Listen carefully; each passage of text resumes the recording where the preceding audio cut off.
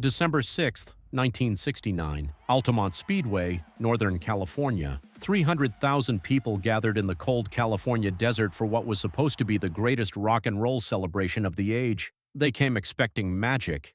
They came hoping to witness history. What they witnessed instead was the day everything changed, the day rock and roll's innocence died, the day that defined a generation's darkest moment. They came for the Rolling Stones. They came for one final free concert that was supposed to be a celebration, a moment of unity, a statement that rock and roll could bring people together and create something beautiful in a world growing increasingly violent and divided. The year was 1969. America was torn by social upheaval. The Vietnam War was tearing families apart. Political assassinations had shocked the nation. Young people were searching for something to believe in, something that represented hope and community. The Rolling Stones had announced a free concert at Altamont to end their American tour. It was going to be their answer to Woodstock, a demonstration that rock and roll could unite people across all boundaries. A massive stage had been constructed on the Speedway grounds. The technical sophistication was impressive for the time. Professional lighting rigs, state-of-the-art sound equipment, security barriers to separate the band from the crowd. Everything suggested this would be a professional, well-organized event. The Rolling Stones were at their absolute peak. They had just released Let It Bleed, one of the greatest rock albums ever recorded. Mick Jagger was the undisputed king of rock and roll. Keith Richards was the greatest guitarist of his generation. This was going to be perfect. Everyone believed it. Mick Jagger was supremely confident. He had conquered the world. He had performed for millions. He understood how to command an audience, how to create magic on stage, how to make people feel something they'd never felt before. He was 26 years old and at the absolute peak of his powers. The Stones were the biggest band in the world.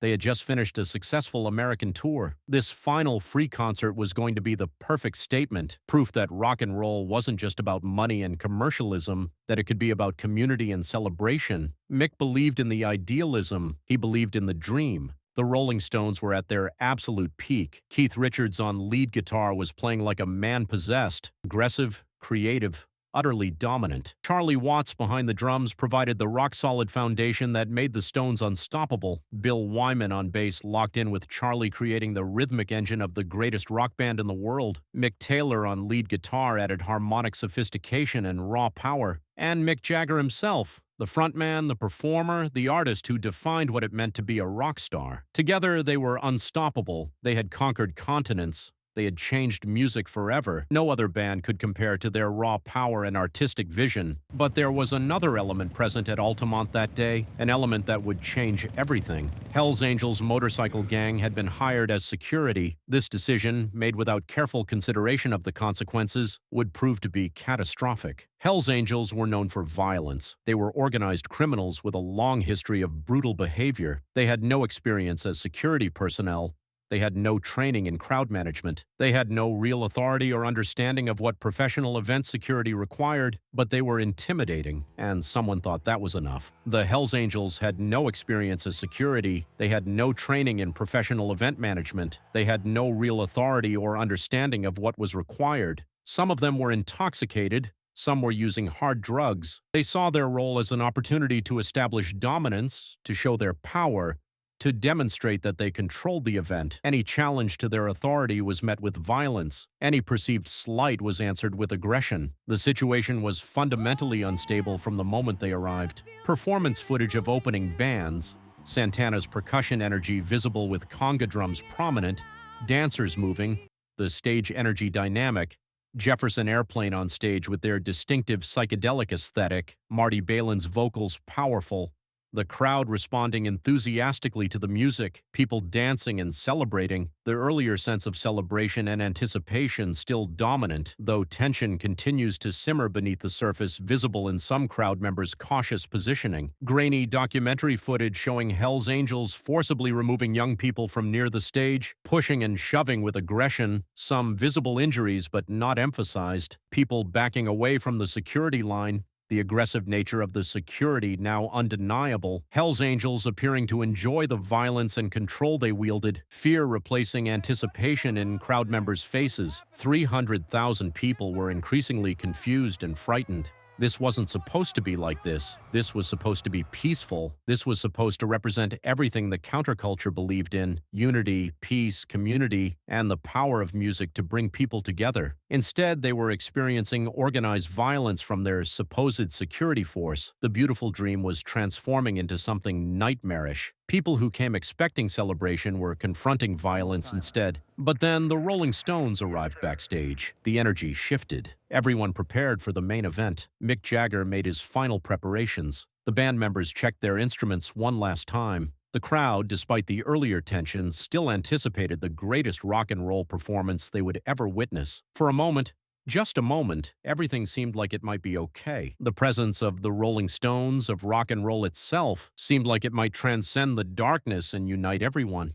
Mick Jagger stepped onto that stage and the crowd erupted. The roar was deafening. For a moment, a brief shining moment, it felt like magic might happen after all. The tension, the violence, the conflict seemed to fade away. 300,000 people focused on one man, one stage, one moment of pure rock and roll power. Mick commanded the stage with absolute confidence. He owned every inch of that platform. The crowd responded to his presence like he was the only thing that mattered in the world. They opened with Jumpin' Jack Flash. The opening riff, Keith Richards' signature guitar work, was instantly recognizable and utterly powerful. The song was a masterpiece of rock and roll aggression. The rhythm was irresistible.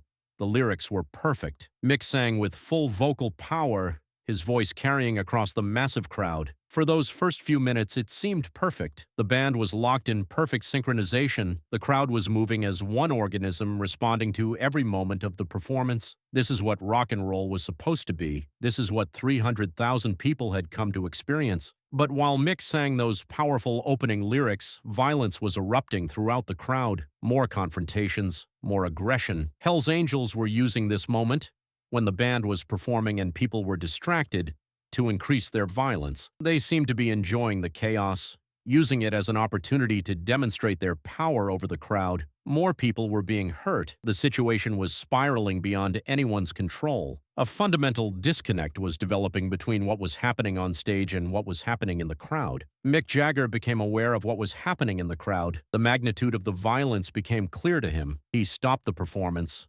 He stepped to the front of the stage. He tried to appeal to the crowd for peace. He spoke directly to the audience, begging them to stop the violence, to sit down, to create a safe space. His words were desperate. His concern was genuine. He understood that something was going terribly wrong, and he was trying to use his presence, his voice, his authority as the band's frontman to restore order. But the violence continued despite Mick's appeals. It spread throughout the crowd. Multiple confrontations were occurring simultaneously in different areas of the speedway. People were being genuinely hurt. The situation had completely descended into chaos and violence. The peaceful ideals of the counterculture, the hopes for community and unity, the dreams that brought 300,000 people together, all of it was being destroyed by the organized violence of the Hells Angels security force. Yet the Rolling Stones continued to play. After Mick's appeals failed to stop the violence, the band decided to continue performing. Perhaps they believed the music might eventually calm the crowd. Perhaps they felt that stopping would only make things worse. Whatever their reasoning, they performed for 3 more hours. Love in Vain, Midnight Rambler, Brown Sugar. Each song was performed with power and excellence. The musicianship never diminished. But the chaos outside the stage continued regardless of the music. A young man pushed through the crowd toward the stage. He was desperately trying to reach the band, trying to get their attention, trying to communicate something urgent. His desperation was evident. He was trying to tell them, trying to warn them, that something was seriously and fundamentally wrong. Hell's Angels intercepted him before he could reach the stage. They restrained him violently. The moment was captured in raw documentary footage. The young man's desperation to communicate with the band, to tell them something was catastrophically wrong, was ignored by security focused only on maintaining control. The Stones played Sympathy for the Devil. The song was meant as satire, as commentary on evil, as an examination of darkness. But on this day, with this violence occurring all around, with this chaos consuming the event, the song took on a different meaning entirely. The dark lyrics, which were meant to be understood as critique, seemed instead to become prophecy. The song about the devil seemed to be accompanying actual evil unfolding throughout the Speedway. The performance was undeniably powerful, but the context made it feel like something darker, something more ominous than anyone had anticipated. As the afternoon turned to evening, the violence escalated beyond what anyone had yet experienced. What had been aggressive confrontations became something far more serious. People were being badly hurt, critical injuries were occurring, medical attention was becoming necessary. But in the crowd of 300,000, emergency services were overwhelmed and scattered. The severity of the violence now became undeniable. This was no longer crowd management or security. This was organized brutality targeting young people who had come seeking peace and music. Then something happened that changed everything. In the crowd, violence escalated to something far beyond what had come before. The critical moment arrived. The point of no return. A young man named Meredith Hunter, 18 years old, became the focus of Hell's Angels' attention. What happened next would define Altamont forever. What happened next would echo through history. What happened next would transform this concert from a bad event into a tragedy of historic proportions. Mick Jagger realized something catastrophic had happened. The reality of the situation became impossible to ignore. He stopped the performance once more. He stepped to the front of the stage. He tried again to appeal to the crowd for peace, for order, for sanity. His desperation was even more evident than before. He understood now that he was facing something beyond his ability to control, beyond the power of music to transcend or transform. He was confronting the reality that his concert, his moment, his dream of unity had been destroyed by violence. The Rolling Stones performed for hours more. Through all the chaos, through all the violence, through the knowledge that people were being hurt outside the stage, the band continued to play. Song after song, hit after hit. Keith's guitar work remained impeccable. Mick's vocals remained powerful. Charlie's drumming remained rock solid. The professional excellence continued even as the event descended into tragedy. It was surreal. It was devastating. It was the most powerful demonstration of rock and roll's power and also its terrible helplessness. They closed with Street Fighting Man, the final song of the last free Rolling Stones concert for over 50 years. It was the end of an era, the end of the dream that rock and roll could unite people, the end of the innocence of the counterculture, the end of something important and irreplaceable. 300,000 people had come seeking magic. Many left carrying trauma, fear, and the knowledge that violence could destroy even the most carefully planned celebration of art and community. The concert ended. The Rolling Stones left the stage. The crowd began to disperse slowly, many in shock, many confused about what had happened, many traumatized by the violence they had witnessed. As people filed out of Altamont Speedway that evening, they carried with them something they hadn't expected to carry. Not joy, not the memory of a perfect concert, not the feeling of unity they had come seeking. Instead, they carried fear. They carried confusion. They carried the knowledge that something fundamental had broken. 300,000 people who came to celebrate rock and roll left wounded, not all physically, but all emotionally. The violence that had seemed chaotic and uncontrolled during the concert revealed itself to have been even more severe than initially apparent. As authorities reviewed what had happened, the full horror emerged. 4 people were confirmed dead. Meredith Hunter, the 18-year-old who had been the focus of Hell's Angels' violence, was among them. His death, captured by photographers and filmed by cameras, became the iconic image of Altamont's tragedy. The other deaths were less documented, but no less real. A man was accidentally run over by a van. Another drowned in the Speedway's irrigation canal. Still another was beaten to death. 4 people came to celebrate rock and roll and never left Altamont alive. Beyond the deaths, the medical reality was devastating. Hundreds of people were injured, some critically. The medical personnel on site were completely overwhelmed. Concussions, broken bones, lacerations, stab wounds, sexual assaults occurred in the chaos. The violence at Altamont created casualties that extended far beyond the 4 confirmed deaths. Many people went to hospitals in the hours after the concert ended. Many more suffered injuries they never reported. The psychological trauma affected thousands. The event that was supposed to be peaceful and unifying had instead generated mass violence and widespread injury on a scale that shocked even experienced security professionals and law enforcement officers. In the days after Altamont, there were attempts to downplay what had happened. Some people claimed the violence was exaggerated, some blamed the crowd, some blamed the drugs being used, some blamed outside agitators. The Rolling Stones initially said very little publicly. Mick Jagger was devastated. He understood on some level that the concert he had organized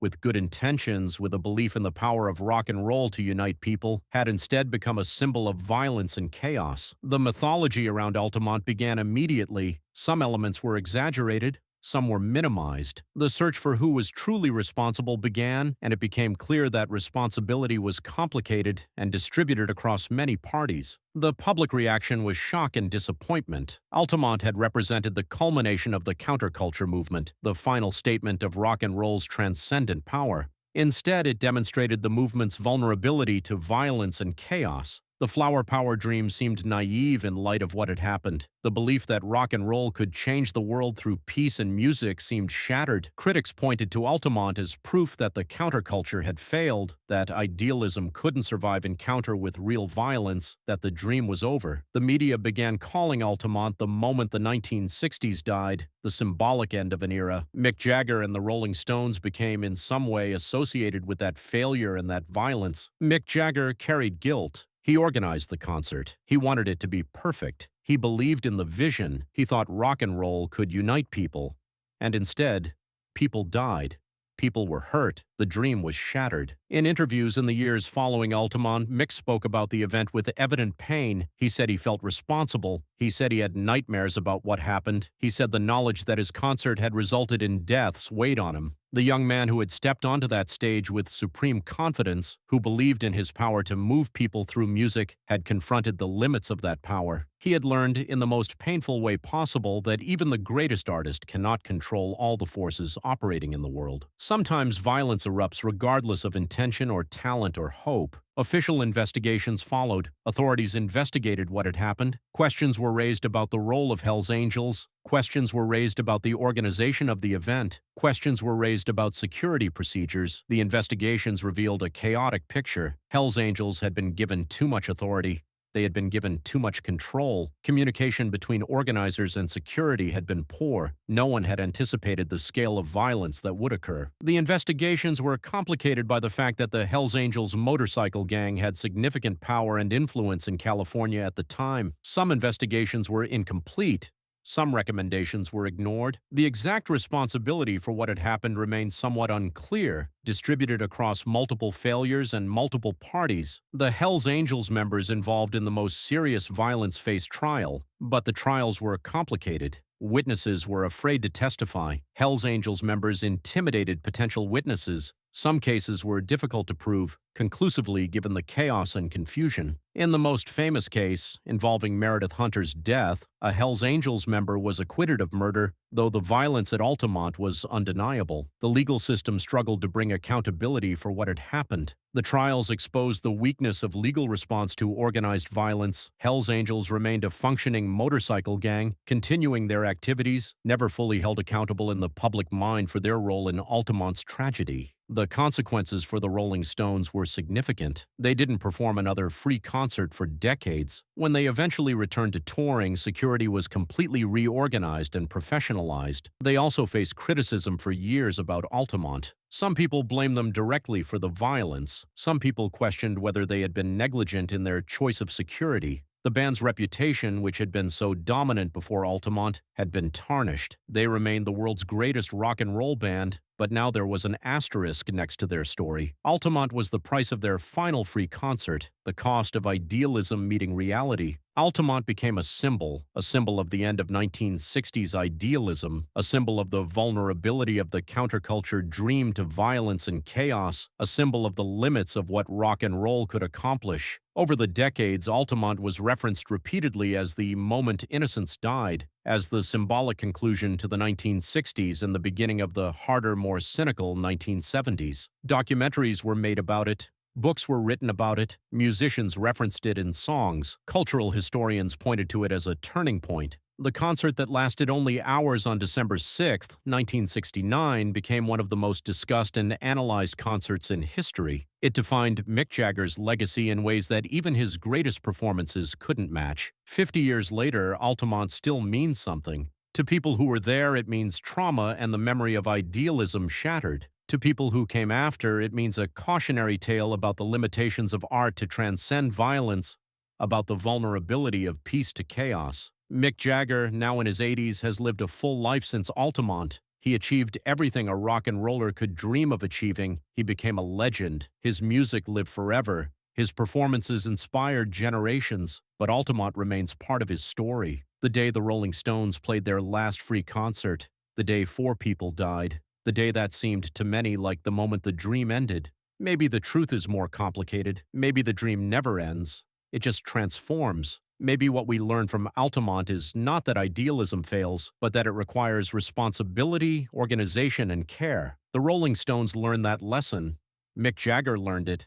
And everyone who thinks about Altamont learns it too, that even the greatest music, even the most sincere idealism, cannot protect us from the reality of human violence and human pain. But that doesn't mean we should stop trying. That doesn't mean we should abandon the dream. It means we should pursue it more carefully, more thoughtfully, more responsibly. Perhaps that is Altamont's truest legacy.